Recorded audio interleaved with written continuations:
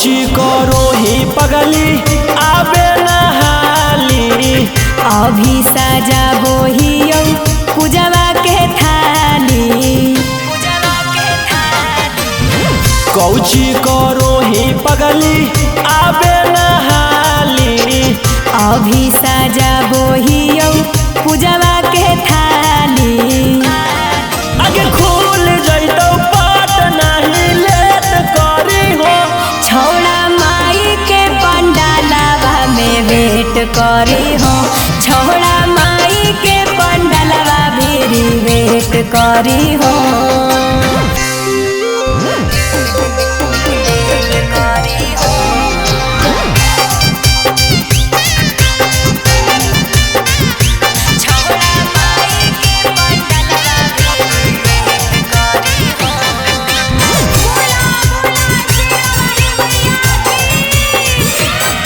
आगे आई जो सवेरे नहीं तो बढ़ जैतो भीड़ गे।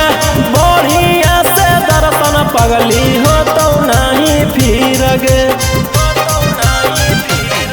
अरे करे दे सिंगार जानू होवे दे तैयार रे। कुछ देरी औरी तू करे इंतजार रे। आगे जैतो नहीं आवाज तो तू चेत करी हो।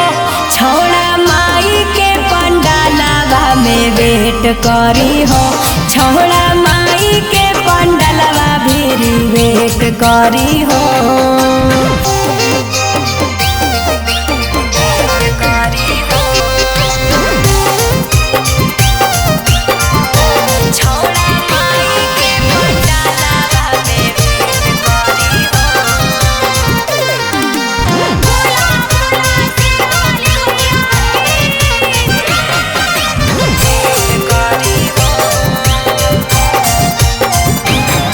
आगे ले ले ओहे नारियल चुनरिया औरी फूल गे।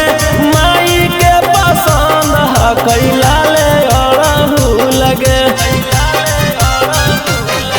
अरे राजा रोशनवा तू ले नहीं टेंशन रे।